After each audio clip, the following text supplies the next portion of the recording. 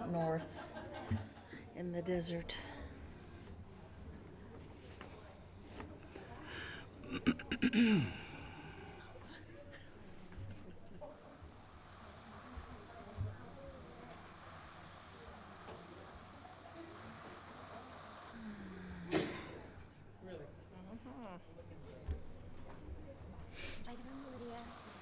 Hi, how are you? Sorry, I was trying to get into my computer and it was like, you have to update this. I was stressing.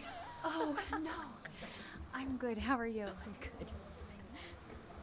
Did your cows get birthed? Your goats? Everybody My birthed? goats. So that's why I'm like, I feel like it's kind of fuzzled because one Yes. just had triplets. We do some of it After now. school. Today?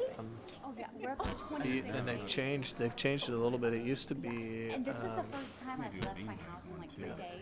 And at it used to pickup, be I went and got groceries. like a cognitive and I've been thing, down and there now they're with her doing it all more day. for social emotional stuff. And sure enough, really when I get back home, pretty she had good. triplets. So I had to get them all cleaned up and make sure everyone was eating Yeah. and everything, get them moved around. And I was like, I have got to go, people. You guys must do. All right, good evening, everyone, and welcome to our board meeting tonight. It is February 10th, 2020, 7 p.m. We're going to call this meeting to order. We do have 5 members sitting here present. We have one who is here with us via Hangout, and we have one absent. So we will go ahead and call this meeting to order, and please join me in the Pledge of Allegiance. Pledge allegiance to the flag of the United States of America and to the republic for which it stands, one nation, under God, indivisible, with liberty and justice for all. Is there a motion to approve tonight's agenda? So move. Second. All in favor, raise your right hand. Okay, good. Yeah. Nope, we're good. That passes 6-0. And we are on to the consent agenda. Dr. Cobbs, anything you want to go over? Just with normal that? stuff this week. Is there a motion to approve the consent agenda? So moved. Second. All in favor, raise your right hand. Good. All right, and that goes also 6-0. We do not have any comments from the public this evening. We are going to go on down here. Let's see that.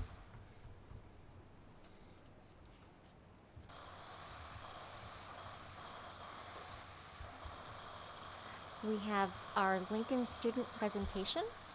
So if you would like to bring your folks up, thank you so much for coming tonight. We're excited to have you here and to hear what you have to share with us. Wait for all of them to come on up here. We have got a small representation of our group here. We have, I believe, 7 that are present out of our 22 members, and we thank all 7 of you for being here. This is our Lincoln Living Leadership members, and Lincoln Living Leadership is a group of 4th and 5th grade students who have applied to be in this group, and then over the course of the school year, we do service projects both for our school and for our community. So Mrs. Blau and I are just giving a short introduction, and then these students wanted to be able to share to you all themselves their presentation. One coming in late, which is the one that I 2 coming. There we go. There's Laura, 2. Perfect. Coming straight from dance. So we're going to give you a little bit of an overview. Then they're going to come up here, and then this is their presentation that they made. They made all the slides. They came up with their ideas for what to present on each one of these topics that they came up with. So we will be happy to allow them to share to you. But Mrs. Blau is going to give a little bit about the history of Lincoln Living Leadership. We were talking about when it actually started, and we think it was about 8 years ago when we had a communities and schools representative at every elementary school. And so I had Lisa Rivers at our building, and she is the one that spearheaded this original program. And I just co-led the group with her because I knew the students and helped her through the application process, the interview process, and then helped her with organizing meetings, but then she took it and ran with it. And the service projects, all of that was her doing. Then we got a different CIS rep who took it over and kind of made it their own. So we had Valerie next, and then after that we had Nicole. And so it has changed leadership as far as the leaders of the leaders, but the whole bottom line has been the same, and that is to give kids a kind of a civic-minded opportunity to do something back and to give them a chance to shine a little bit. It's not so much in an academic way as they can shine in other ways, and they're also viewed as role models in our school. So they are looked up to not just by their peers in 4th and 5th, but by every kiddo from preschool all the way up. So it's a great opportunity for them to shine in other ways. All right, we're going to have a few topics to go over with you. And mind you, we created this together as our Lincoln Living Leadership Group, and then we knew that not everyone was going to be able to be here. So some students here have shown some real flexibility because they've taken some topics that maybe they didn't help write, but they are going to do awesome because we talked about that all you guys really wanted to hear from was students telling you exactly what they think about something. So no matter what, there's no pressure. You guys are going to do a great job, and we're going to start with Ben talking about the application process. First, we had gotten a certain amount of the applications in our classroom, and we had got them, and we had filled them out, and then we returned them to our teachers, and they decided who would be in the Lincoln Living Leadership. And one time we went to one of the assemblies, and they had chose who would be in the Lincoln Living Leadership. And a few of the questions from the applications were, why do you think you are good at this job? And yeah. Perfect. Thank you, Ben. All right, next one is norms.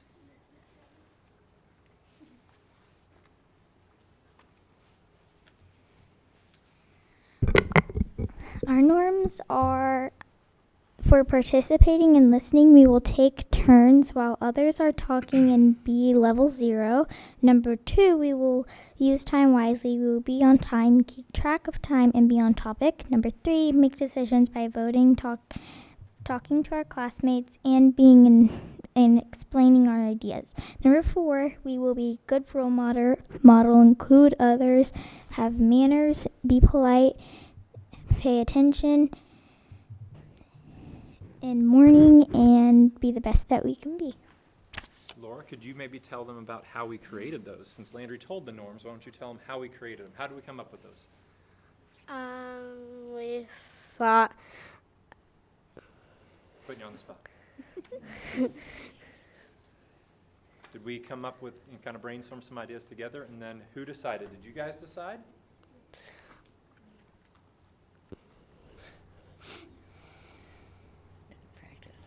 We decided them. You decided them after you guys brainstormed them? Perfect. I put you on the spot. I'm sorry. I want to make sure that they could hear your voice too. All right, next up, we have food tasting. We tasted a calzone. It had cheese, pepperonis, pizza sauce.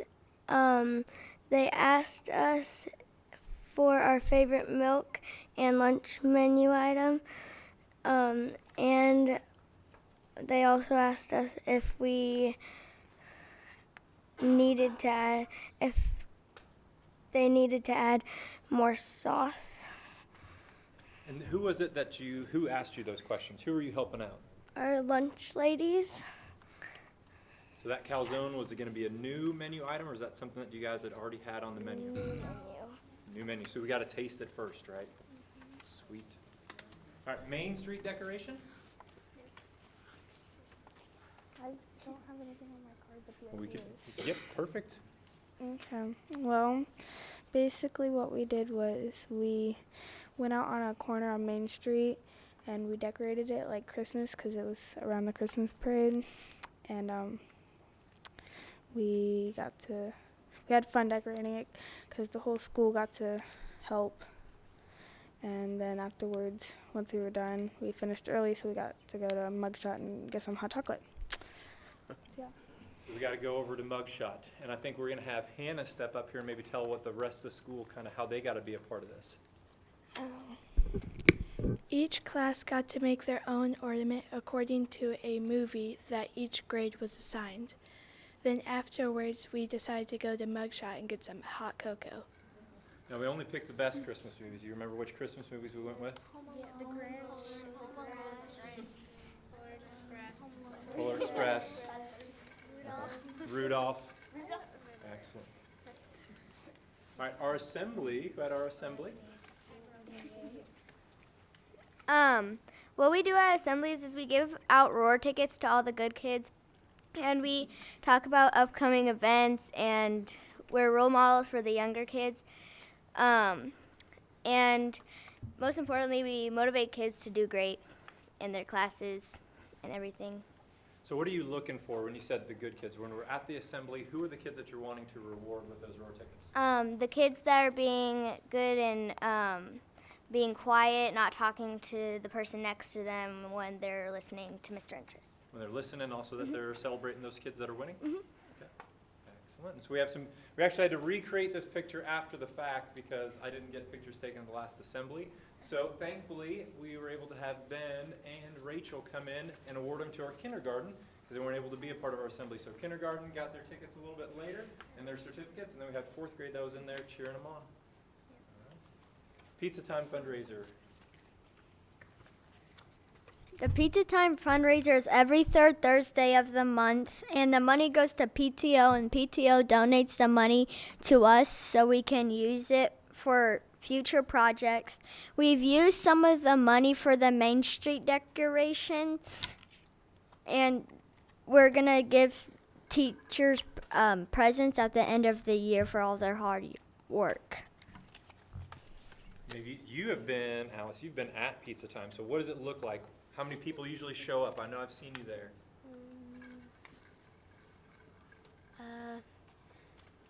Usually, it kind of, I don't know. There's usually a lot, but it kind of depends on the day.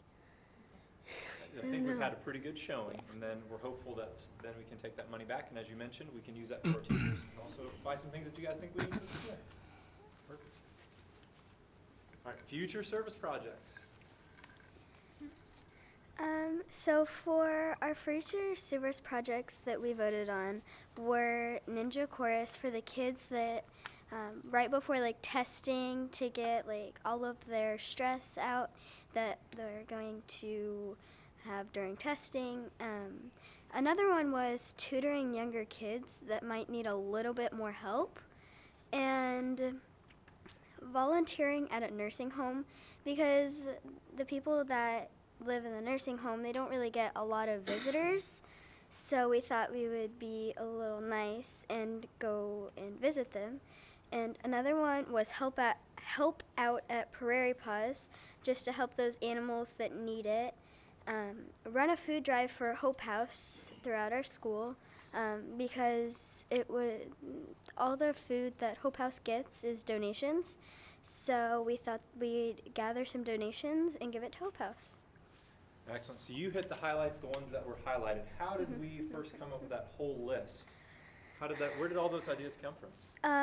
We, as Lincoln Living Leadership, decided on those, and we came up with them, and that's what we voted on. Yep, so how did we narrow that down to then those 5? What did we use for everybody to meet our norms so that everybody voted?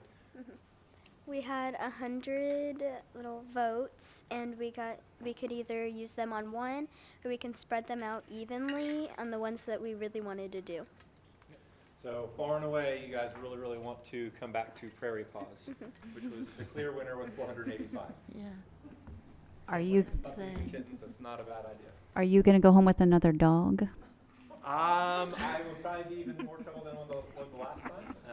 So I probably can't do another dog. We just got a cat from Prairie Paws this year, so I'm tapped out. Unless I got something small.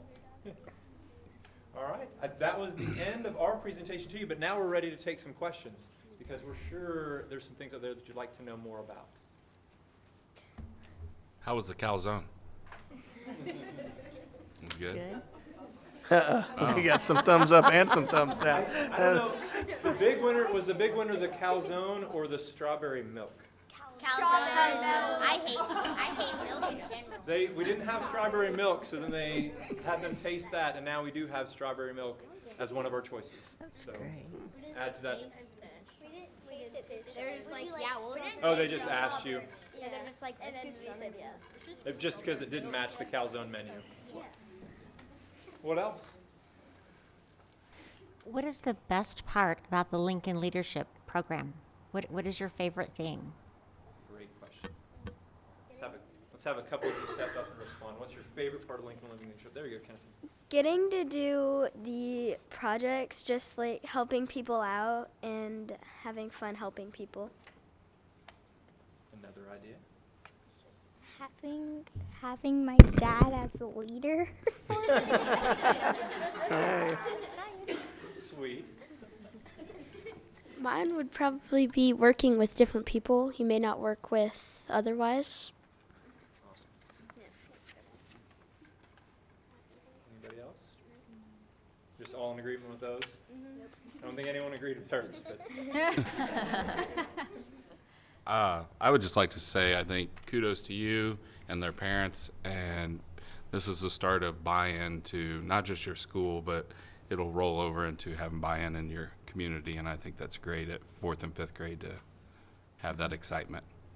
and thank you, Chris, because yes, parents, you guys have done an amazing job. It is always difficult at the beginning of the year for us to select just 20 students, but these 20 students are an amazing group of kids who are role models each and every day, and so it's awesome for us to be able to highlight that for the rest of our school and give all of our younger students, and sometimes students that are at their age level, hey, this is what we're wanting you to aspire to be. These are the leaders in our school, and you guys do a great job of doing that every day. Good work. All right. Any other questions? I don't think so. Thank you so much. This was a great presentation. All right, good work, guys. Thank you. All right, we're going to take just a minute here before we move on to our next area of business. So any folks that feel like they need to get on with their evening and want to go ahead and step out are welcome to do that. We appreciate you taking the time to come and bring your children so that we could hear from them. It was really enjoyable for us.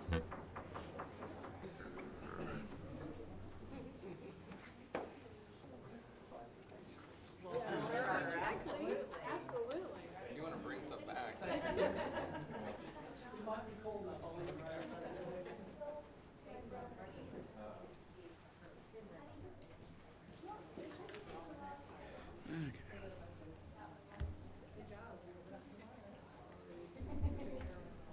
Future Renaissance. All right, everybody. We are going to go ahead and move on to section 5.02. We have Mrs. Bybee, who's going to present a curriculum update. Eventually both. We'll start with the presentation though. Yeah. Okay, well, good evening. Hard to follow such cute kids like that, right? So here we have been very busy with curriculum since the last update. So there are 3 areas that I'll highlight that are up for curriculum adoption this year that we're doing a study, using this as a study year and determining whether our resources are appropriate for the curriculum that we have for each of those areas. So the first one I know I've already spoken to a little bit is our math curriculum review. The phases on the left side are the steps that we would go through to go through this curriculum adoption for math, and we are currently on phase 4, where we have reviewed some resources, and we are currently having some teachers doing some piloting of those resources. So currently what we have is OMS and OHS are piloting 2 different resources, one called illustrative mathematics and one called CPM, and that's happening in multiple classrooms. Some have already been piloting over 3 weeks, and then others are now just beginning to pilot. We feel like it's really important that we get more than one teacher involved in piloting those materials so that they can make a truly informed decision, or recommendation, basically, on the what we see as positives with those materials. So we have also made some visits to classrooms that are currently in other districts that are currently using CPM mathematics. Illustrative is a very new resource, so there are a few districts that are using it at this time. It comes highly recommended, and on EdReports is a site that we use to look to see how they've been rated. They've gone through a thorough rating, and both of these have all green ratings, which means they're very strong resources. So we haven't visited any classrooms yet with illustrative mathematics, but we have had conversations with instructional coaches and teachers that are actually using those resources. Right now, at this point, they're both what you would call kind of an exploratory type instructional model, meaning that it's more than just the process of math concepts. So it's where students are actually doing a lot of group work first on looking at being posed a problem, using the mathematical concepts and understandings that they already have, and then using new learning also to be able to try to solve problems. And what the teachers that have been piloting have found is that it's hard at first because our students aren't used to that. Our students are used to us giving math instruction where you're telling them, here are the steps, here's step 1, step 2, step 3. I'll show you how to follow through with this problem. This is how you figure it out. To really starting with the problem solving, because typically what that would be is you go through the steps and then you end with a problem-solving problem. This actually starts with a problem-solving problem, allows students to use what their current knowledge is or prior knowledge is to have conversations using mathematical terms, and then being able to then look to see, then the teacher poses lots of critical thinking questions and is able to then help them see the understanding, the foundation behind the concept before then they actually see, okay, so now what are the steps that we need to use? So there's multiple ways to find answers. In speaking with the kids of classrooms that we visited, but also within our own classrooms, the kids talking with them have noted that they like this instructional model better. At first, they said it was very hard. One kiddo said, well, to his teacher, well, how am I going to know what to do if you don't tell me? So what it's doing is it's building their confidence in being able to understand that they do have a lot of mathematical knowledge behind it, but we don't always offer them the opportunity to show that first.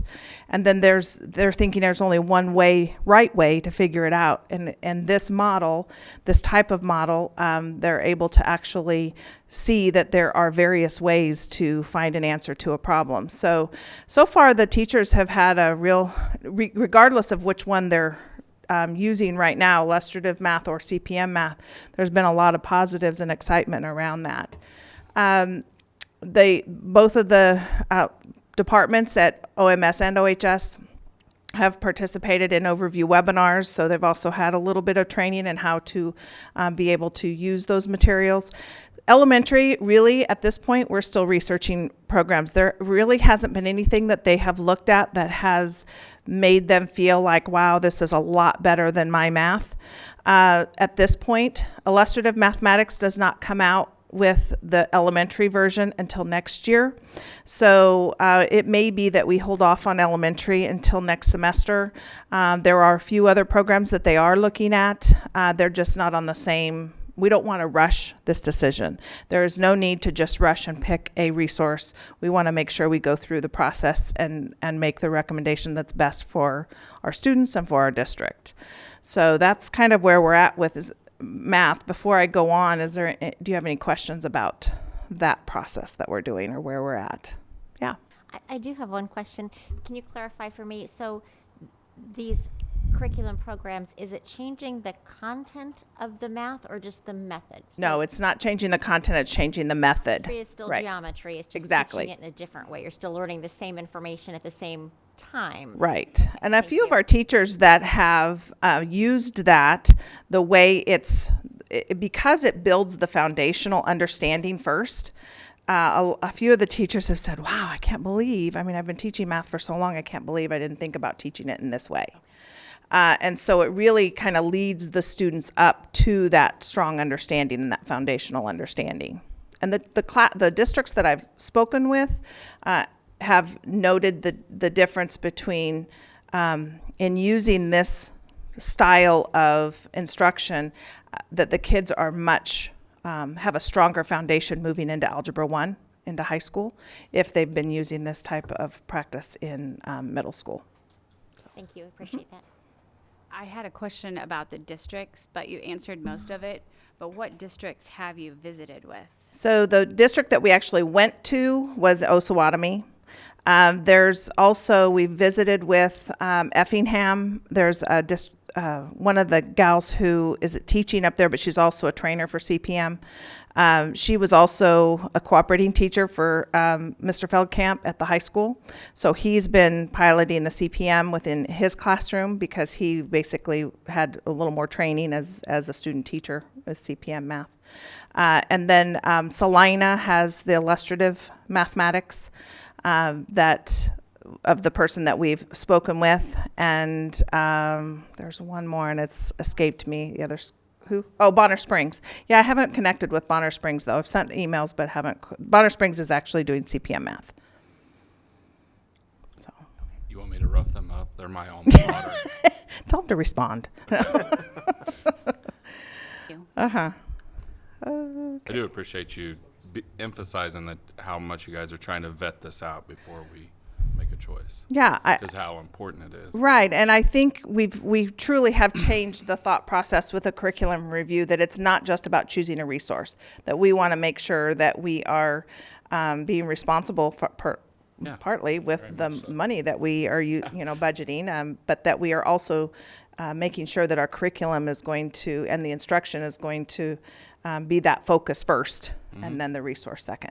So if you remember, as we started with the reading adoption, one of the things that Harold had said stuck with me, that when we go through an adoption process, we lose a number of years within the transition as people are learning this, as kids maneuver through, and oftentimes we have a regression in achievement based upon a transition of resource. When Amy and Josh and I started with this process here, along with the other principals, one of the things that we identified was that we want to make sure that if we're changing our resource, if there's a reason behind us changing our resource, and we're not just changing it because it's the end of a 5-year cycle and it's time for something new, so let's pick something new off the shelf and start going down that path. So we want to make sure, especially as we look at math this year and science into the next years, and at some point in time we come back around to reading, that whatever resource we choose has a benefit to our students and a benefit to our staff in terms of instruction. If it's just a new resource, then we might as well stick with what we've got and continue to supplement in a manner that we already know how to do to benefit our kids. But this process is probably more in depth than any that we've gone through in terms of an adoption process in the past. We want to make sure that we have the right resource for our students. So, and I would say I appreciate Dr. Cobb's support and your support, and that we're not rushing this, and that if it means that we need for elementary, we move into next year, that's what we need to do. So, okay, so then the other two areas that we're looking at right now is our pre-K resources. And at this point, the teachers have they currently have creative curriculum, and they have already had a consultant come in and talk with them about what updates there are to this current curriculum. It is still rated very high, creative curriculum is, for preschool. So the teachers have looked at redesigning what those units are with the updates that creative curriculum has provided. And then they've also developed a scope and sequence based on our early learning standards for Kansas. Mrs. Fanning has kind of been leading this charge, so she has received some quotes for recommendations for the materials that they would need for updating. At this point, they're looking for the most part, looking at staying with creative curriculum. So they will be in the process of developing their presentation that will go to our Curriculum Advisory Council first and then come to the Board of Education. And looking at maybe between end of March, first part of April, that we would be able to bring that with a recommendation for the resources. And then also our Family and Consumer Science both middle school teacher and then the high school teachers have gotten together, and they've reviewed their current resources and their curriculum. We think it's really important that we make sure that our curriculum is aligned from middle school moving into that pathway into high school. So they've been having some really great conversations around not only the resources that they're using, but what are the competencies that are required for that pathway.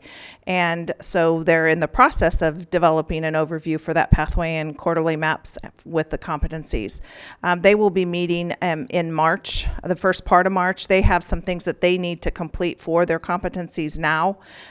So we're going to wait for them to get together to do more towards the curriculum review in March, and then we will do the same process. We will present to Curriculum Advisory Council and then Board of Education on the resources. The teachers are very good about being cognizant of, we're not, just because it's up for curriculum review doesn't mean that they can choose whatever resources they want. They really are responsible with thinking about, what do we truly need? If what we have is already working just fine, then and it's fairly up to date, there's no need for us to look at renewing anything. But I know that they had a few that were very out of date, so we're looking at updating those. Any questions about those two areas? So instruction, we're still continuing to keep our instructional framework at the forefront of when our teachers are planning.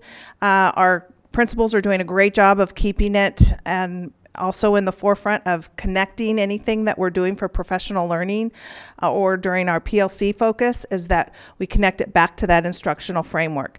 Because truly, everything that we've done with these curriculum reviews really points to, it's not the resource that offers our successes for our students, it's the instruction. And so we want to make sure we continue to keep that focus for how can we continually improve the instruction that's happening in our classrooms.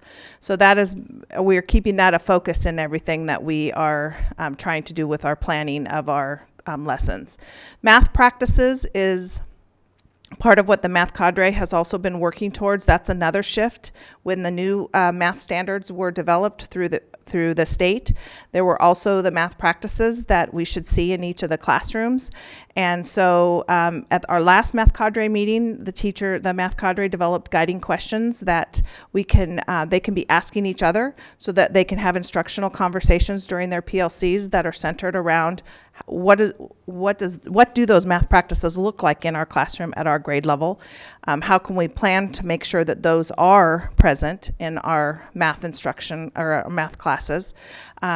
And the other piece that goes along with that, one of the math practices, is actually increasing the amount of what they call math discourse. You'll hear that term a lot, which is actually math talk. It's students being able to talk to each other using mathematical terms, understanding what those terms are, being able to talk and explain to each other how to solve problems, and it really increases their critical thinking. So that's sometimes very uncomfortable for students. So when you talk this way and try to encourage more of that math discourse or math talk, a lot of times kids will say, oh, I don't like that, I hate that. Well, it's because they're having to think. And so it's about helping our students get to that point. And if we start in elementary school, it'll make it a lot easier if that just becomes part of our practices, is to have that math talk and that math discourse, that when they get into middle and high and the content is a lot more difficult, that just becomes part of how they figure out math. February 14th, we have Leanne Coster coming in. She's been in our district before. She is from Emporia State University, and she leads a lot of math regional trainings.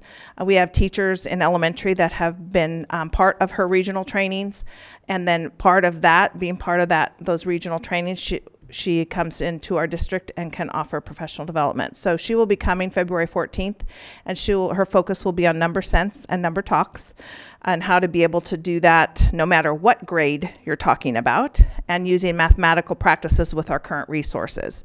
So we don't have to change our resource in order to make sure that these mathematical practices are present within our math instruction. So that will be for kindergarten through 5th grade, all our SPED teachers, K-12, and then actually 6th grade is not joining us during this one. They are going to be focusing more on because they're wanting to pilot CPM math. So that's going to be their focus during that February 14th time, is looking at those materials. And then we have continuing with our FPC implementation for our 4th and 5th grade teachers. So we have a FPC implementation specialist, which is complimentary, which we were very happy about that. That was because our resources were late in arriving to our district. So we were able to secure a specialist to come in. And so that person will be coming to work with our 4th and 5th grade teachers about where are they at right now with their implementation, what are the questions that they have, what are the things that they need to know moving forward for implementing Fountas and Pinnell Classroom. So that's also happening on February 14th. Any questions about instruction?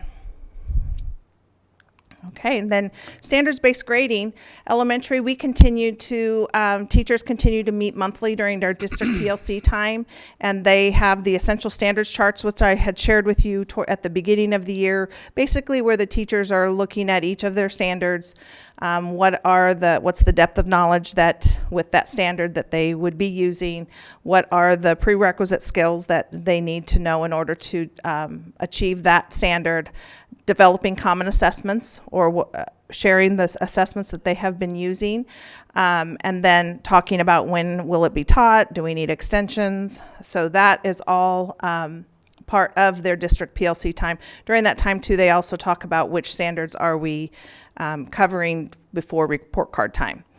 And so far, it's been a positive implementation. The majority of teachers are embracing the practices. With any kind of change, you always have a few that it just takes a little bit longer for them to reach that comfort level. But a lot of teachers are feeling more comfortable with communicating with parents on the standards where their kids are at, and what standards they're attaining and which ones they still need to make progress towards and how they can go about doing that. And then the SBG cadre will still continue to meet quarterly to be able to review implementation and what's the next steps and what kind of communication do we need to continue to have with parents to make sure that they're well informed. Middle school, they have been working with some professional learning during their PLC times and some collaboration, and that will be their focus of February 14th, is all around grading practices. They're using it they're kind of doing a book study kind of based on a standards-based grading expert. Their social studies department has been piloting the use of standards-based practices within the traditional grading system, and they have been very happy so far with the things that they have been working on within that department. So again, I'll just reiterate, that's within the traditional grading system. At this point, they're not changing, like elementary's grading system is a little different. They're not changing that. It's within the traditional grading system, but we're looking at making sure that we have standards-based practices within our classroom and that our grades are reflective of the learning that the students are doing and aren't necessarily just point attainment. And then the high school at this point, as far as standards-based grading goes, they have just started conversations about exactly that, effective grading practices, how students can demonstrate their learning, and thinking about what are their grades based on, and that they should be based on our standards and competencies versus adding other things into points or grades.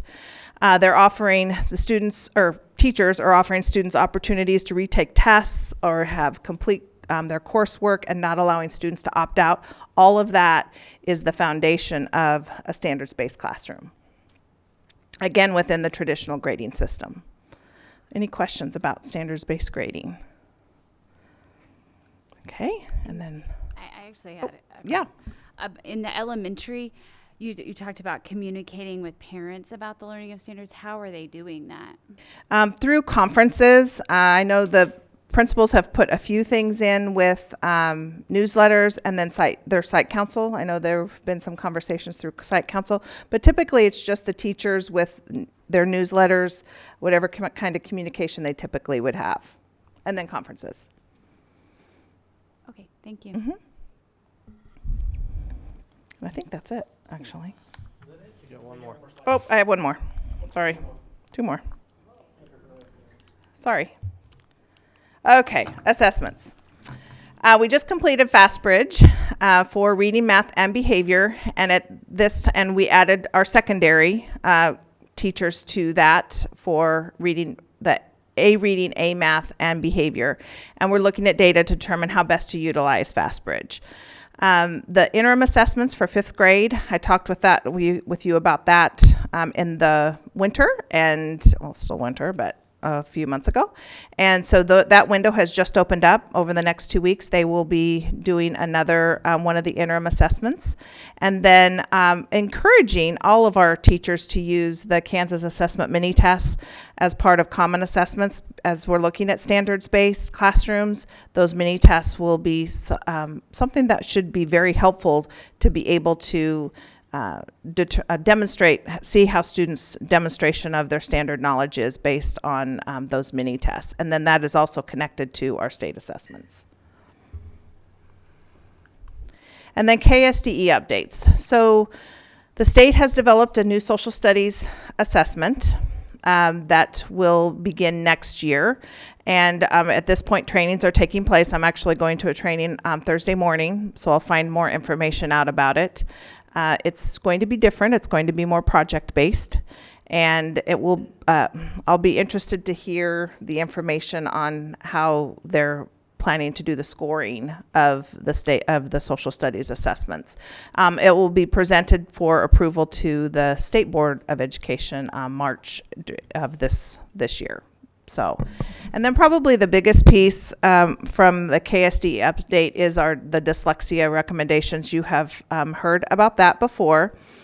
They have, or they're trying to get away from it just being dyslexia recommendations. So they have termed this to be our reading initiatives. I have attached the flyer that they have, that KSDE has developed, with all of the information about the dyslexia time. You want to switch to the other document, please?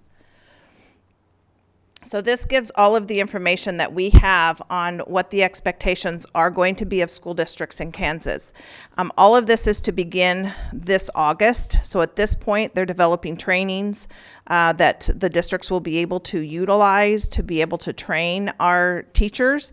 Probably the most interesting piece of this is who needs to be trained. So under the professional learning, you see that any teacher that is endorsed in any of those areas will be required to have a 6-hour annual training with the science of reading, and for lack of another term is dyslexia, characteristics of dyslexia. That would be even if the teachers are endorsed in that, but they're not teaching in that area. If they have an endorsement, they are going to be required to have that 6-hour training. So that is something that we will be looking to see what's the best way that we will be able to offer this training to our teachers. It does not have to be 6 hours in one sitting. It can be over the course of the year, so we would be able to utilize our PLCs possibly, and then some of our professional development days.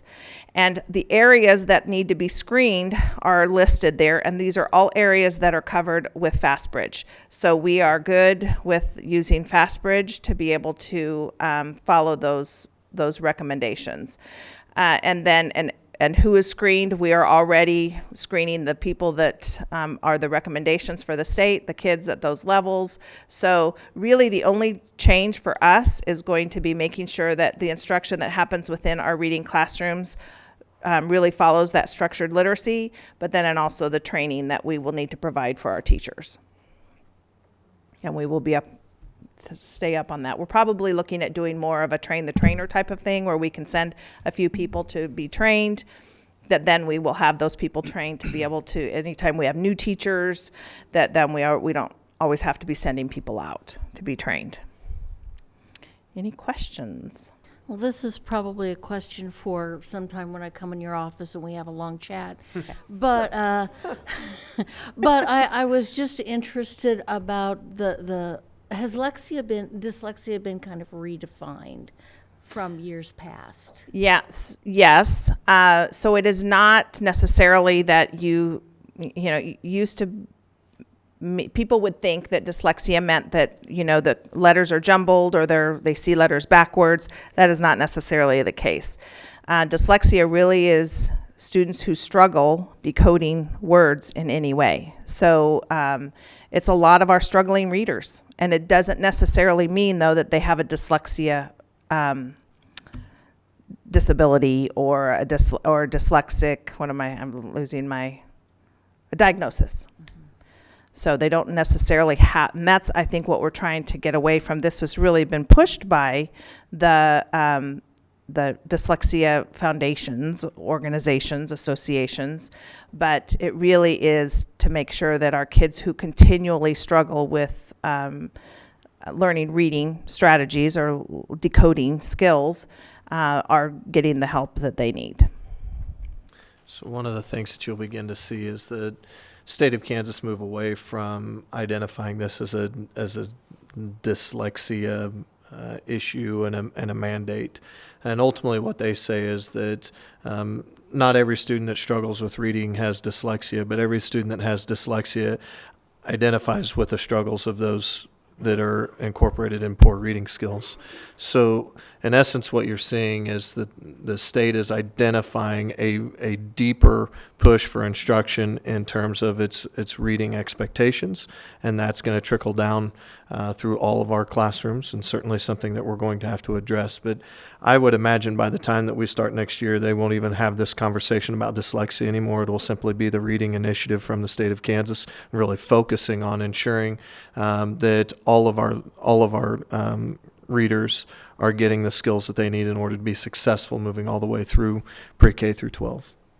And they also have made it very clear that this is not something that the state is pushing, that we have to have a certain, you would hear Orton Gillingham, that if a child has a diagnosis of dyslexia, that they have to be in an Orton Gillingham program. That is not the case. The case is making sure that we have these certain areas covered within our instruction for structured literacy, and that they also that those students who are struggling, regardless of if they have a dyslexic diagnosis or not, are receiving the support that they need. So, I just lost it.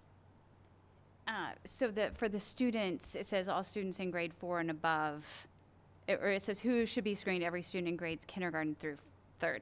So for the students above grade 4 and above, then how will they be helped once they are identified? Like, we're going to continue with our practice that we screen all of our kids with FastBridge K-5.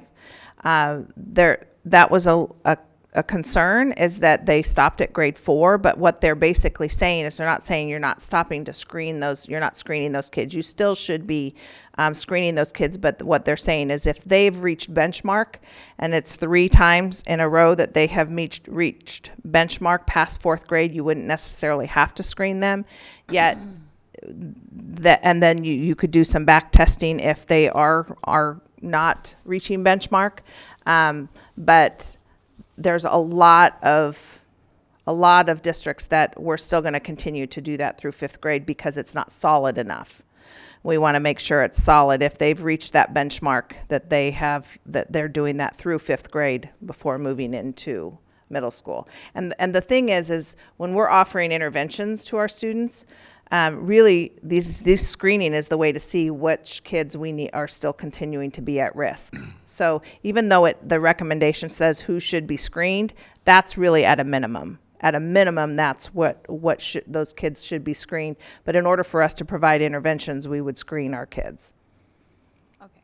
So if there are kids that may kind of have like just slipped through a little, like, almost at that norm, and then they get to middle school, and I know we've been talking about our test scores in the middle school with reading. Do we have something set up to try and help those kids? So right now, the way it works is we would have the map from our map test that those kids who might score lower on our map test, that they would then be given the FastBridge CBM, which is the oral reading fluency and accuracy. But what we're looking at is that we would just go ahead and screen those kids again with either MAP or the A reading. And if they show at risk, then that's when we would go to the CPM. Melody, are you asking, because I think we might be confused on what you're asking, so maybe you can clarify. Are you asking what we do if students are identified, or are you just asking whether or not we continue to try to identify? I think kind of both. I'm wondering what happens then once they are identified. Right. So that'll be a big piece and part of the discussion we'll have tomorrow. But we'll let Josh and Amy I both. was going to say, I might not be asking this right now. no, I was going to just let you know, currently we have students at the middle school level who have a diagnosis of dyslexia. And this has been one of the roles of Mrs. Fanning, has been going in and supporting teachers. We've had a few teachers using different curriculum materials this year. And this is where that science of reading training, we will probably have to look at extending it to some other teachers as well. And several of the options we have would give us possibilities to be able to provide additional training for our middle school and high school staff that would be working directly with those students. Okay, I just would hate for some kids that could have really benefited from this, like at their older elementary, that have graduated on through, to just kind of fall through the cracks. You know? And I will tell you, this is a big piece of the conversation that we continue to have with our administrators. So the way that most systems work is that they teach true reading skills K through 5, and then 6 through 12. We're kind of expecting students how to read, and we dive into some different strategies and whatnot. So we're having some real discussions about what we need to do with a number of kids that we have that may be falling below our expectations, or how we build those things back up. So we'll be seeing some of those things. It's something that we need to address, and certainly we need to address 6 through 8, and quite possibly 9 through 12 as well. Okay. Thank you. Yeah, Sorry. sure, no problem. One more thing Yeah. on dyslexia, and Josh, you might answer this. I'm not sure who, but just clarify for me from a funding perspective. So with the state mandate about the dyslexia training, we are not putting that under high incidence disability that would follow under the SPED umbrella and be funded through SPED, but it is general education classroom and funded through general ed funds. Is that correct? Correct. And then those folks that are already on IEP or 504 with that diagnosis, they can just use that as part of that approach, and they'll stay on that special ed for that? Yes. Now, what the state of Kansas will say is that any of these trainings that are going to occur free of charge through the state. Now, if there's something more that we want to provide to meet our needs better, then that ultimately comes back to us. But you will see the learning centers like Greenbush and one of the ones in the southwest area, they will start putting these things together, and they will have long lists of opportunities for training. And I would imagine there will also be multiple digitized trainings and opportunities to do things via technology. But we'll One see of how the it things all that works. we're looking at is something called letters training also, and it has been around for a very long time, and it's something that we're looking at as like a train the trainer model. And that is an area that is a format of training that is approved by the state, but it's not required by the state, because that would be an added cost for us. So they will develop trainings that they'll be able to train us so that it's not a cost to districts. But then we want to do what's best for our students. So we may make the decision that we feel like this would be a better use of our funds to be able to develop some trainers. And I would say too, I would guess as we see a more intensive need with some of our students, that there will be specialized training that we'll want to provide some of our staff to be able to go deeper and more intense as far as interventions concerned for those students. Thank you. So the training would continue each year. So even for new teachers, the expectation would be is that new teachers would essentially get what this year's teachers, or next fall, what those teachers are going to get. Each year your new teachers are going to get that same training, but you're not giving that same training to our teachers that have already been trained. We continue to develop and deepen their knowledge base. So it's a different 6 hours of training every year. Right. The other piece that's yet to be addressed in any of the information they've put out is the high connection of dyslexia to some of your math disabilities. And we tried as a department, a special ed department, to get out in front of this in the fall and sent a lot of information to our staff, probably to the point that they didn't want to hear the word dyslexia again. But that's a piece that I still expect at some point for those same groups that are advocating for dyslexia legislation currently, that it will come back up that this isn't just a reading disability, that there are other areas that are impacted. So we'll start preparing for some of that as well. Thank you. Yeah. So are we done with reading? We're done 'Cause with reading. going We're done with dyslexia. Moving on. I guess mine's a request, because I got to think that it doesn't just happen at my home. If we switch and do anything different on math and get new material, I think it would be helpful to a lot of parents if we had more available like workbooks, what they're working out of in school versus the computer. I know it's a struggle at our home trying to back up with the middle schooler and dive into math to better understand. I know everything is digital anymore, but I think there's still value in having the old book too. Okay, thank you. Thank you so much, You Mrs. bet. Bybee. Appreciate your time. And we will move right along here to our special ed update from Mr. Robinson. Well, one of the things when I took this position is we wanted to connect special ed to everything else that was going on in the district. So there are several things that you'll notice on my slides that I will just gloss over because Mrs. Bybee's already covered them. And part of that is our special ed department is working really closely with our curriculum people to make sure that our special ed department's curriculum aligns with state standards and everything else that we're doing as well. So there's several things that I won't hit as deep. Make sure I'm using the... So I framed my presentation tonight just around our strategic plan, and the challenge I'm going to have moving forward is a lot of the things that have been in the strategic plan, I'm going to have to come up with new things to present to you on because we're getting down to the end of starting some of those things. And we'll move more into the stage where we'll be fine-tuning. And so I'll try to highlight some of what's not noted on here but might be left. As far as student learning goes, special education didn't have a specific goal in the strategic plan. Most of our work, as we viewed it, was more to support what buildings were already doing. But we've been doing a lot of work in this area, so I wanted to highlight it anyway. We've tried from the very beginning of the year to really shift our focus for how we're providing instruction, really focusing more on results. And part of Mrs. Fanning's role coming in was really to make sure we were keeping data in front of our special ed staff. And we weren't really sure how staff would respond because it had been a long time since our special ed department had really been focused on academic data. Most of our data conversations in past have been on the behavioral side. And I'll show you some of what we're seeing in a few minutes, but I've been really pleased with how our staff has responded. If anything, and Shannon could correct me if I'm wrong, if anything, we've had people reach back out with more questions and looking for different materials and asking for her to come in and observe to look at what they're doing. We've had very little, if any, pushback from our special ed staff about this conversation, and we've pushed pretty hard for the first semester. So I'm pleased with how we're responding and what we're getting from that role at this point. The other thing we've really been pushing is that our special ed students should be gen ed students first. And we've seen some places where this is a bigger mindset shift than others.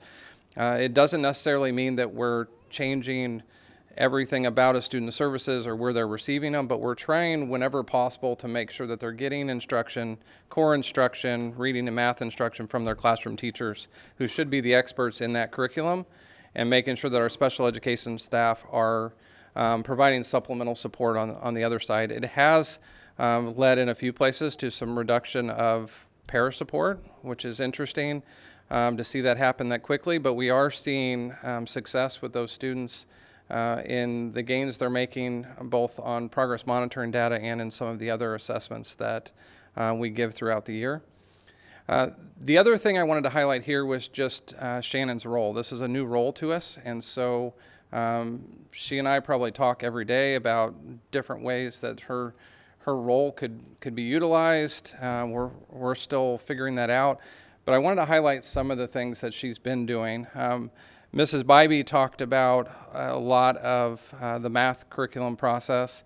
Shannon has been heavily involved in that piece and making sure that as Mrs. Bybee and her team are looking at core math curriculum, that we're also looking at to see if there's intervention materials that align or what those companies would suggest should we adopt their materials. So she's doing a lot to connect that way. She's also taken a lead role with our early childhood team in just looking at curriculum resources and how we're using the resource that we currently have. She's doing observations in the classroom, both for the majority of her time for special ed staff, but she has had a few situations where we've had student challenges where she's gone and observed in gen ed classrooms and provided teachers feedback or feedback back to our special ed team and how the things we had in place are working. And then this last month and a half, she's going back through data review with individual teachers. So sitting down with them, going through individual students, talking about progress that we're seeing, places we're not seeing gains, what are we adjusting with, whether it's services or instruction or the materials we're using. So there's a lot of work being done behind the scenes to improve instruction in our special ed department. The other piece that's getting ready to start instructionally, we've met with that team once. We have created a new task force that is looking at our specialized programming. And when I talk specialized programming, typically in our district, we refer to our classrooms as life skills classrooms. We're still using a format that's been in place for before I started in the district. Our programming looks exactly the same. The number of classrooms we have looks very similar. And it may be that that's the best model for us, but our next steps with that team will be to go out and look at some other programs around the state, look at how they're providing support, look at the populations that they're addressing, look at entry and exit criteria to those programs, and then to come back as a team and make a recommendation as to what's best for our meeting the needs of our students. So this is a task force that we put a pretty aggressive timeline to start with to try to get as much work done in this first semester as possible. I don't know if we'll get it all accomplished in that semester, and I don't want to rush it, but it is a necessary piece for us to look at. One of the things that this connects to is in our strategic plan, there was an item with early childhood of looking at a communications classroom. And for those of you unfamiliar, typically that connects students on the autism spectrum or with similar characteristics, a little bit different type of programming. There are several districts around us that have really strong communications programs. So that'll be one of the areas that we'll be looking at, is actually taking a look at what Gardner and Olathe and a few others are doing in that area, and also reviewing our student need to see, do we have a large enough population that creating a specialized program just for that group of students makes sense, or can we service them in the resource rooms and classrooms that we already have in place. So I would guess you'll hear more from me on this late May, early June. Hopefully we'll be coming back with just kind of an update on the progress we're making and changes that we'll be recommending. I don't anticipate that any of these are changes that would go in place for next school year. I expect this to be a multi-year process. That really what I'm asking from this group is to put a 3-year plan together to help us get where we need to go. And so some of that will allow us some time to adjust services appropriately without taking a student who's in a current program and making a rash move. With boundary changes and everything else, some of our students have moved a couple times already, so we want to make sure that they progress through our program in as smooth a fashion with as few transitions as possible. The other thing I wanted to show on the instructional side was just new data that we received recently from the State Department related to state assessments. And when you first glance at this, you might not see the positives that I do. But what I would highlight for you is, one, we've talked about in a lot of areas that we wanted to push the state average or be ahead of the state average. If you look at where we were in 2016, 2017, where on the language arts side, we had 72% of our kids in special education in the bottom category. And to see an 8%, almost 9% gain from then until last year's, and with the emphasis that we've put on instruction this year, my hope would be that we would continue to see that gain. We are log jamming up in level 2, and you'll see that on the math side as well. And we'll continue to problem solve through how to provide services to get our students into that level 3, that college and career category. But I think for our department, being able to make a significant gain like that is something I wanted to make sure that we're celebrating. We've got a lot of people working really hard. And when you look on the math side, if it moves, now you froze me up there. Way to go. There we go. The math side, the gain isn't as big, but what you will notice is this last year, we finally went from chasing the state average to being ahead of the state average. And so we've got some work to do on the top end still, but really as far as continuing to improve, we're seeing some good progress, and you'll see that in some other areas as well. Questions on the student learning side? Birth to pre-K is one I wanted to highlight as well.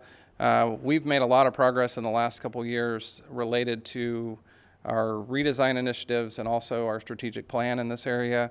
One of the things when the strategic plan was first created and we had a community group that kind of set a vision for early childhood, and they listed off a whole bunch of different characteristics. We discussed a Montessori type approach. We discussed a Reggio Emilia type approach. Ultimately, what we came down to with that group was they wanted experiences, they wanted hands-on learning, they wanted exploration, they wanted something that was high in communication skills, and we also wanted something that supported the needs of our special education students, which are a large percentage in our preschools. Our team has kind of landed at a Reggio approach, and I can come back some other time and give you more details on that if you'd like. But part of that is it ties directly with the current materials that we're using, that the approach that we would be wanting to put in place aligns with the approach of our curriculum resource. The other piece that it does, Reggio is one of those approaches that is celebrated for how it provides supports for students with special education and an inclusion model, which is what we're trying to do more in our pre-K than anywhere else. And so it just fits in a lot of ways with what we're doing. One of the other pieces we'll be highlighting for next year, we'll be talking with our preschool team on the 14th about adding some experiential learning, starting with our 4-year-olds for next year. So we will be recommending that we stay with a 4-day-a-week preschool schedule, which is what we have currently, and that allows us to do a morning 3-year-old class and an afternoon 4-year-old class. Our Fridays would be used for screenings, which is something through Child Find we're required to continue to do. But one Friday a month will provide a longer block of time, and our preschool team will start to look at experiences that tie to our curriculum, and we'll bring our 4-year-olds back in and be doing community-based experiences. I don't want to call them field trips because we want to make sure they tie directly to what we're trying to teach the rest of the week. But this is something that we've talked a lot about over the last couple of years with our team, and I think it's a good model for us to start down that path of being able to provide some good experiences for our students, hopefully building vocabulary, building their knowledge so that as they enter school, as we start to teach other things, they've got experiences to connect it to. Mrs. Bybee mentioned some of the work we've done with curriculum. One of the things we learned through our curriculum process is we have some of our early learning standards that aren't addressed in our current approach. Most of those are actually in the arts, especially on the music side. Our early learning standards have things like teaching, is it half notes? And our preschool teachers' expertise is not in teaching half notes. And so we are starting to work with our music and our art and our special staff just to kind of look at how do we bridge that gap, or how do we fill in some of those things. Part of what you'll hear from Mrs. Fanning and our pre-K team when they recommend our curriculum materials adoption at one of the next board meetings will be part of why we'll be recommending a purchase of new materials is because some of the new themes that they're incorporating in will help us in better addressing some of those standards that are missing as well. But I think it's been that in the professional development. I didn't realize until we started it this year that we've had preschool teachers in our classrooms for several years who have never been provided training on the curriculum we have that we're currently asking them to teach until we did it this year. And what we learned was we were using our materials in a way that they weren't designed for. I won't say wrong because I think we had a lot of people who were doing the best they could with what they had been shown how to do. What you would see from beginning of the year until now are completely different preschool classrooms and how they're incorporating those materials. And ultimately, as we've started talking to them about a change, they said, wait, hold on, we've done a lot of work with this. We're seeing gains with our students. We don't want to make a change at this point. And so you'll hear more from that team when they come back. The other piece we will start to work on a little bit on the 14th is one of the last pieces in our early childhood strategic plan, and that's individual plans of study. We want to kind of be the piece that sets the tone for how families engage in school. And they engage in their child's education. And part of how we intend to use the individual plans of study is very different than how middle school and high school are using it. We really want it to be based on students' interests and their passions, and also on families' goals for their kids, because we think this is a good tool for us to be able to pull families in and make them a part of their child's educational journey. And as we hand them off to elementary, hopefully we're setting our tool up where they can build off of that. So this will be a new piece. It's not really a piece that we can go and see a lot of other places doing it, because nobody else really is at this point. But it's been a conversation from the very beginning of our strategic plan, was how can we pull IPS in. We've talked a little bit with Stella Tharp at the high school as to, because what I want to make sure is that we don't confuse wording, that our parents still understand the long-term goal of individual plans of study and what we're doing with it at the preschool level, that it doesn't mess with them when they get to middle school and high school. And so we're trying to make sure some of those things align, but the template and what we're putting in it will look drastically different. And so we'll bring that back and share. We're just starting the process with our team on the 14th, so we're a long way away from implementation. But I think this is something we can move relatively quickly on. I would mention on birth to pre-K, we have filled our preschool position for next year. As of this morning, we have 44 4-year-olds that will fill that additional classroom, which we're capped at 20 for next year. So we already have, even with that going in place, assuming they're all still planning to attend here, we would already have a waiting list, which is just kind of the nature of the need for early childhood education in our community. So we'll continue to look at how we can best meet that need and what we can do. This is part of where we've talked a lot about an all full day option. I still love the idea of being able to meet the needs of families full day. Right now, we've got such a need for getting families in that I still think our best option right now is still to go half day and be able to provide for more students, but it's something we definitely want to explore moving forward. So the last piece I wanted to hit on was the social emotional piece. We've done a lot over the last 3 or 4 years with bringing in well-managed schools, adding social workers.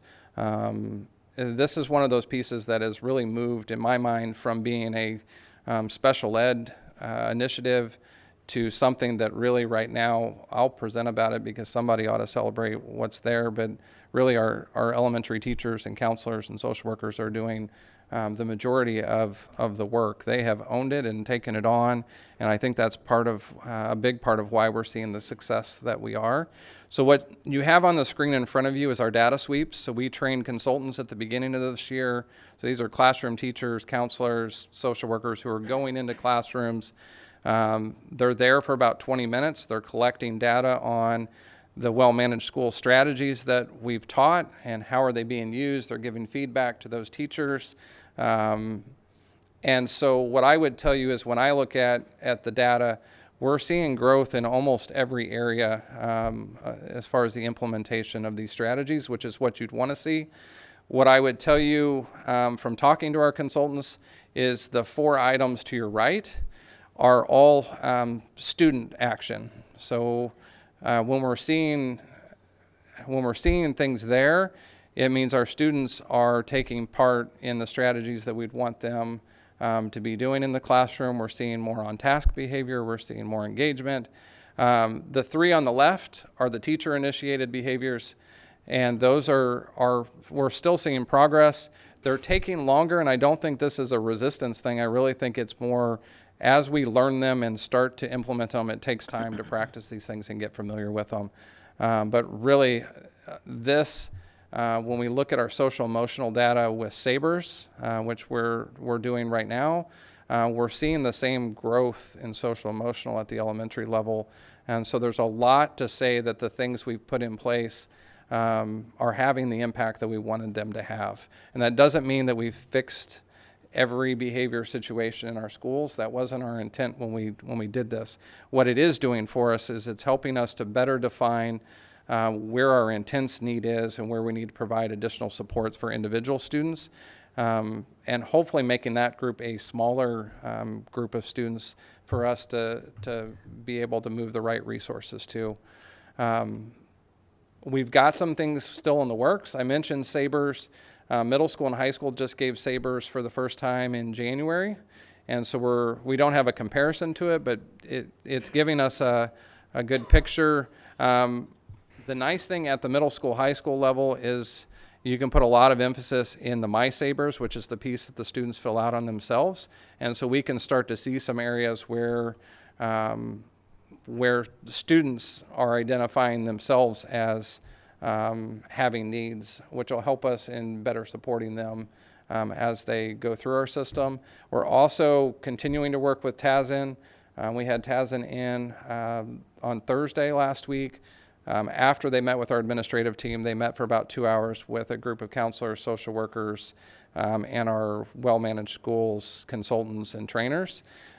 In part starting to look at how to better use our Sabres data, but also giving them a better picture of what we've put in place, where our needs might be, so that as they guide our work over the next couple months, they have a better picture of our school district. One of the things that hopefully you'll see very soon is posting for an additional social worker. This is something that, especially as we've looked at the high school and middle school high mental health need, this has been something that we've identified as a need for several years. It's been looking at when's the right time to do it, and we chose to address the elementary piece first. But I think right now, when you look at some of the things that high school counselors and high school administrators are doing on a regular basis, I could almost justify a full-time social worker just at the high school and keep them busy and making an impact. And so our social work team has put a lot of thought into what this position might look like, how they might partner with communities and schools, how they might partner with Elizabeth Layton Center and our mental health. And so it's something that we'll start to seek someone to fill that role. The other piece that's listed on there is something we're really excited about. Elizabeth Layton Center is participating this year in an initiative through TASN and the State Department to form better partnerships between local mental health and local school districts. They were able to select a school district in their area. We turned our application in about a day after the application came out, because we've said all along that continuing to build a partnership with Elizabeth Layton Center is something that's important to us, that we can't do it all, and we need access to the experts that they have in that field. And so in June, we'll be taking a team of 4, Dr. Cobbs and myself, and then Sally Crawford Fowler, who's one of our elementary social workers, who also comes from a mental health background, and Matt Skirman, who's serving as a middle school counselor, but also comes from a mental health background, will be joining us as well to sit down with their leadership team in kind of a structured, more formal opportunity to start to talk about where a partnership may benefit both of us. So there's a lot going on in the area still of social, emotional, mental health.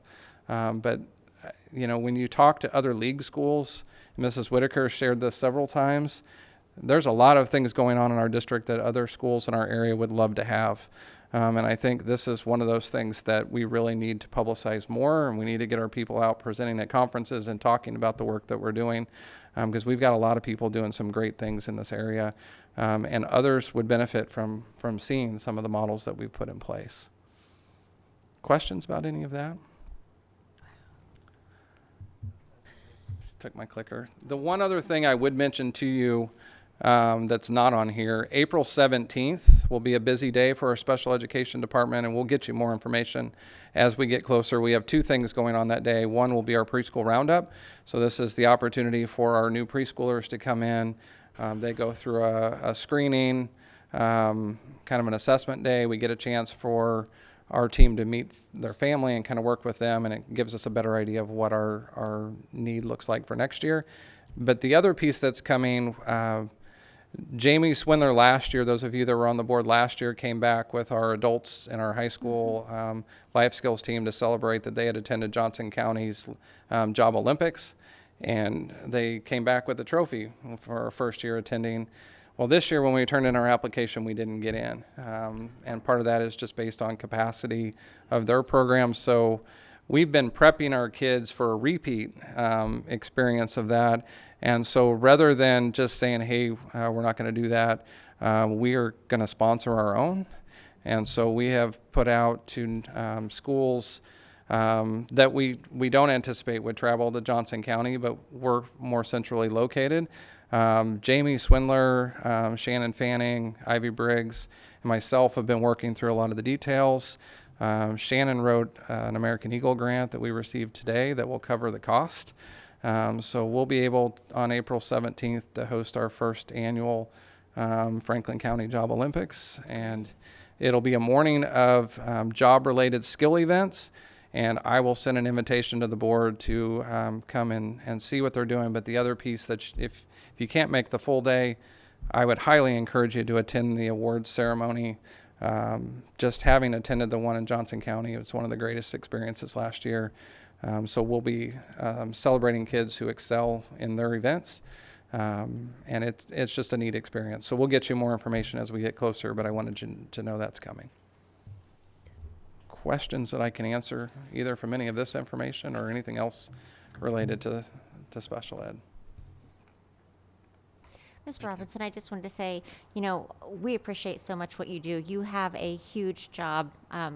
I'm sure I don't have to tell you, special education is such a huge umbrella, and everything that's been added into it over the years. And for you to take that and coordinate that in with curriculum and in with our strategic plan so that we can get the success of all of our students, I think that's something we'd probably find that most districts don't have somebody that is willing to do that. So thank you so much for doing that. And I appreciate that. We appreciate it. I would tell you that's one of the things that I don't know that even as a building principal, that I recognize the advantage we have of having our own special ed department within our system, and to watch some of the other districts that are working in co-ops, and there's benefits to them to being in a cooperative, but the control that we have of putting resources where they're needed most is a huge advantage for our district compared to a lot of the other school districts in our area. And we've put a good team together. And one of the things I didn't mention is staffing-wise, we're seeing our department stabilize. And that doesn't mean we won't see turnover. We're going to see some turnover every year, but we're not seeing the 50% staff turnover that we were seeing before. I would anticipate teacher-wise this year we may see 1 or 2. I hate to even say that out loud because somebody will move on. Our bigger challenge staffing-wise becomes speech language pathologists, occupational therapists, physical therapists, some of those areas. And even there, we're feeling pretty good about where our team is. So I appreciate your comments, but I would tell you part of that is we put a really good team in place, and they're doing a really nice job. You definitely have. Thank you very much. All right. Thank you. You're welcome. Harold did fall out at 7:59. You need to write that down. Okay. I can't get him back in, and it's a signal thing on his side, so we're up. So without Harold. Okay. We are moving on to board reports. If any board members have been part of any committees or councils, things that have gone on over the last couple of weeks they'd like to share. I don't know if there's anything that's really happened. One of the most terrifying things I did was pronounce words at the county spelling bee. Those kids, though, that are at the spelling bee, those young kids are amazing. I mean, they had to spell them, know the definition. All I had to do was pronounce it. So those kids are fabulous. No pressure, right? No pressure. No. Thank you.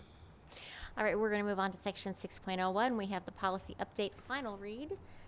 Dr. Cobbs is going to review that policy, and then we will be taking action. We've been through this at least once already, and you've seen it in the updates. Dean, if you could just scroll down for me there, there's a summary of this policy right there. So this is really about investment language. This was a policy that we updated in 2018, and now they're coming back with another revision. So the recommendation is that we approve the policy as KASB reports it. Madam President, I move we approve the policy as recommended.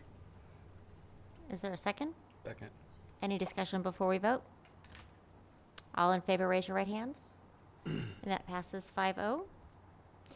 And we will move on down to section 6.02, which is approval of the contract with CIS for 2020-2021. And again, we will be taking action on this. Yep. So I think we've had a partnership with CIS. And Rachel, we've got to be getting close to 10 years maybe with CIS? Yeah. So it's been a long time, and it's had several iterations throughout our district, and this one is a revamp of that as well. You see a difference in the money that the district provides versus what CIS provides. And this, we were blessed that Communities in Schools is able to still offer their programming with less money from us, and really offering the same services that they're currently offering now. So we appreciate Communities in Schools and everything that they do, and certainly the opportunity to continue that process while utilizing some resources from us to do some different things. So this contract identifies the continuing partnership with Communities in Schools through the 2020-21 school year at a term of $40,000 for both the middle school and the high school. That's the MOU between the two. The contract is on the other one.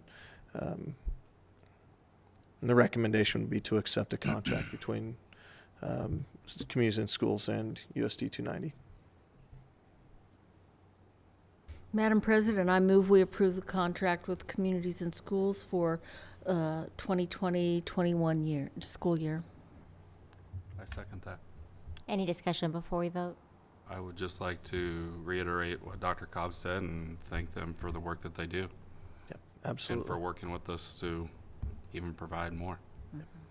And I'll add thank you to Rachel Smith for being here tonight to represent Communities in Schools. Thank you. All right, all in favor of the proposed action, please raise your right hand. And that passes 5-0. I would say that between this, one of the things that is happening that we've maybe not publicized very well, at Ottawa High School specifically, not only do we have the two counselors that work with our students, but as well as a career counselor that works with our students, as well as a Communities in Schools liaison, and now a therapist from Elizabeth Layton Center, and hopefully here in the very near future, a social worker. The resources that we have for our students, for our most needy students at Ottawa High School, are becoming very significant, and that is a huge step in the right direction for us as the expectation of schools to meet the social emotional needs of our students continues to grow each and every day. So thank you to everybody that's involved within that process. Dean will get to do the Chromebook stuff. Yes. Dean, you're going to present to us a discussion about the positives of a 2-year Chromebook license, and we are not taking action on this tonight. He's just sharing some information with us. Certainly. Thank you. This is kind of a unique situation for us. I want to be 100% transparent. Chromebook licenses are not required whatsoever. A Chromebook license is just that. It's a license. It's a piece of software. It enables a piece of software for us, for our Chromebooks, to push policies, to push restrictions, to push our federally mandated SIPA filter for our students, to keep a safe computing environment, and more importantly, just to have that control over devices, to lock them down if they get lost, and also to keep track of them when they are moving about our district. The license is not required. Again, you buy a Chromebook, you don't need a license. I buy a Chromebook, I don't need a license. School buys a Chromebook, they don't need a license. But if you want to have that management policy and that oversight of the device without the student being able to get around filters or log on to other kids' Chromebooks when they're in the penalty box, we have to have that license. Google sets the price of that license currently at $30. On March 9th, it jumps to $38. It's not without reason. They are extending the required lifetime of a Chromebook from 5 years to 8 years. So we have current Chromebooks that were purchased in 2014 under Dr. Cobb's leadership at the high school that are end of life by a long shot. We're still using them, but they can't receive automatic updates anymore. We plan to funnel those out this year. We'll put our current devices from our high school and middle school back into the elementary schools, and then the next round we buy, we'll have 8 years of life out of them, and they'll be ticking for a long time. The ones we're getting rid of, they're still good machines. They just can't update any further. They're still the same speed of our current brand new machines. They just cannot update any further. It's a hardware or it's a software limitation imposed by Google, probably to get us to buy more Chromebooks. They're removing that, charging us $8 more per device, and we're moving on. Now, we talked to Insight, who is our provider of Chrome. Well, we bid it out every year. Insight usually wins because they're usually the best price because they are a global competitor. They have more purchasing power. And they gave us a verbal quote of $24 per device license. And that is good until March 9th when the new pricing takes effect. We're an opportunity to save a ton of money if we purchase right now. Now, I don't want to purchase right now. We want to make sure we purchase the right amount. We buy about 500, 600, sometimes 700 devices a year. If we purchase 500 for this year, 500 for next year, and do it before March 9th, we save a ton of money up there. So if we look at the total current MSRP for the license at $30,000, we typically buy them for about $25 to $26 right now. But if we buy them right now at $24 compared to the MSRP, we can save $8,000 from the total current price. Oh no, from our quote cost from the MSRP after the price increase. So we're going to buy licenses in 3 months. We have to when we buy our new Chromebooks. If we buy this licensing right now, we save a ton of money over time. A ton of money. It's not a ton, I guess. Still substantial. It is substantial, and it's forward-looking enough that we can say we need these licenses. In 1 year, we're going to need them. In 2 years, we're going to need them. In 3 years, I'd hope we would still need them, but we know for sure in 2 years we'll still need them. Education technology expands and evolves so quickly that 3 years is probably about as far as we look out anymore. Any questions about this? Yes. So, if we buy 1,000, just relatively speaking, since we were using those numbers, if we buy 1,000, what's our current enrollment? We have a large class coming in. Yeah. Well, I know that, but It's about 2,400. It's about 700 at the high school. So, and we have roughly how many right now, Chromebooks?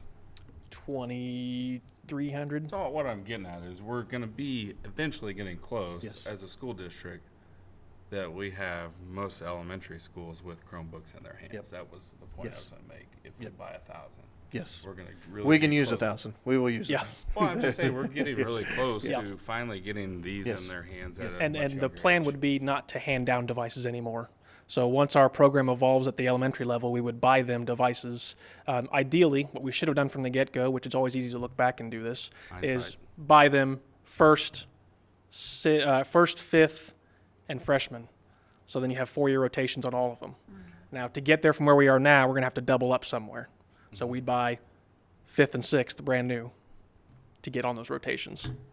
So not really an easy way to do that. But what I will say is now that we have this 8-year range, if we buy our senior devices and get them, our freshman devices, get 4 years through them, we still have 4 years of life on them, which we have never had before. We always come down to about 1 or 2 years. This is the first year they've ever expanded. Our auto update expiration is what it's called, AUE. That we actually had devices purchased, and they said, here's an extra year for you to get through this next window. So again, having 8 years of power out of life out of a device now it'll be huge for our schools. Yeah. Question. Yes. So, if I see my savings up there, or our savings at what, 8,000? We'd be saving the 14,000 If we bought 1,000. if we buy 1,000. Yep. And actually, we got a hard quote from them after this was published of $23.90 per license, so another So $100. would another 500 fit into that 14,000? We can buy as many as we want to right now. Well, I guess I'm asking budget-wise. Maybe I'm an opportunist, but when you have a savings like that. The great thing about the licenses, they sit in a bucket out there. Once they're used, it's kind of confusing. It's on the honor system. So if I buy a Dell Chromebook and I enroll it in our domain, I use one license. If that Dell Chromebook breaks and I replace it with a Dell Chromebook, I've used one license still. The same license moves across. If I replace it with an Acer Chromebook like you have in front of you, that's 2 licenses now. If you replace a device with a like device, you don't consume an additional license. So if we buy, and the part I wanted to get to on that is, if we buy 2,000 licenses right now, they are not hardware tied. They are completely just out there in the open. They're in a bucket. They're waiting to be used. And Google is actually encouraging us to do this because we all buy stuff up front. Sure, they make less money, but I think that extra money coming all at once helps them too. We have schools all over doing this. I think the conversation is worth having. Should we buy more than 1,000 licenses? And the 500 doesn't even cover both years. I mean, we have a school or a 8th grade or a freshman class coming in that's 200. 600 or the 200, and then we have the kids. Yeah. Is this something we're gonna have an action item Next time. I'll have an actual formal quote for you. It is it is on a state contract. The licensing itself, it's on the Omnia contract, and it is going to be more than 20 grand. Yep. Can I ask, can we see some budget between now and then? Sure. If we can maybe even. Yep. We'll have Dean work it up. To what Dean was saying, if we can eventually start, like he said, double dipping and tap into it a little bit now and take advantage of savings to start getting to where we're on that rotation of 1st, 5th. We'd have to buy 5th and 6th in 1 year. Devices. Yep. So 5th 200, 6th, well, more than that, but 5th devices all, 6th devices all. Yeah. 5th devices roll up to 6th. Trying to figure if we can. And then 1st and Yes, we can definitely, and we'll put it. I'll have Dean work up the actual quote with his company. What I'm saying? Yep. I just want to see if there's a way we can try to. Yep. And then we'll put it out there. I'll make sure it's in the update for everybody. Yep. I had a question. So this is just for the licenses themselves. This Nothing has tangible. Nothing. No Chromebooks. No, there's no deal for buying Chromebooks now. This is just all about the license. And again, we've purchased these in the past. We've purchased them with every device. As far as for budgetary numbers, we just assume this price is part of the purchase price of the Chromebook. And again, we've usually paid $25, $26, $27. It varies around there. $23.90 that we're getting, the price is the best price I've ever seen, and we're never going to see it again because it's going to jump up to. This has already been budgeted for in the. Yeah, the device itself. With the device. Okay. The other thing I will mention is that we talked to Insight and said, what will your new price be? And they say a dollar for dollar raise. So if we pay $24, it'd be $8 more. Okay. So we're still What is fighting the that actual MSRP. device? What did those run us last time? The devices themselves, Yes. $245, and they were touchscreen. And just because we're talking about it, we did have some hesitation about touchscreen. They break a whole lot less than the current ones we have. So they're a $100 screen. We've replaced fewer than we have with the non-touch screens. Yeah, and we have the free tech guys at the high school. And the free tech guys. That's right. That's right. How many Chromebooks have we budgeted to purchase? We usually just buy the 500 or less every year. That's what we kind of stick to. And then we buy a little bit extra based on the size of the class coming in. So if we have a large class coming in, we typically buy the size of the class plus 20%. That 20% we then give to, let's say it's our high school kids, we give them that 20% extra, and they rip down a bunch of them for parts, because the sum of the parts is cheaper than buying them out individually, if that makes sense. So if I break down the $300 device, if I bought the parts individually, it's like $450 for the parts. So the kids get the experience of tearing them down, and then the kids get to redistribute those parts and build a boneyard at the high school to fix those devices. But to answer your question, we 120% of the enrollment for that grade. That's what we typically buy. And that's already budgeted for. Yeah. Very well. Thank you very much. Thanks, Any other Dean. questions? Thank you. We'll bring Thank it you, back Dean. next time. Thanks. Thank you. All right, we do not have an executive session for personnel tonight, but you all have been presented with a personnel report. If somebody would like to make a motion to accept that report. Madam President, I move that we accept the personnel report. Second. All in favor, raise your right hand. And that passes 5-0. We are down to announcements. All right, we got a lot of things going on the next 2 weeks. Wednesday is the OMS Career Fair, and Patrice Peoples really needs to be commended for all of her work on this. I think she's got 50 some odd people coming in to talk to our middle school students about careers here in the community. We have PD on Friday, so no school on Friday, also no school on Monday, so a 4-day weekend for our kids. 3-day weekend for our staff. Kansas Teacher of the Year visit is next Tuesday. Our recipients have done a lot to put this together. Randy Helgett and Katie Carson, two extremely valuable teachers for our district, going to be showing off our wares to the other Teacher of the Year nominees in our area. And then, of course, City County USD is next Wednesday. I believe we're at the county next time. And then we have, if not, I will send that out for everybody to know. And then we continue to have our TASN meetings. We meet again next Thursday, and this will be where we really start getting into scheduling and looking at what our intervention strategies will be moving forward. So a lot of things still going on here. If you weren't aware, we're only about 5 weeks away from spring break. So it's just a little over a month away before we hit spring break. And then once spring break happens, you can kind of kiss it all goodbye. It's, the end of the year is right around the corner. All right.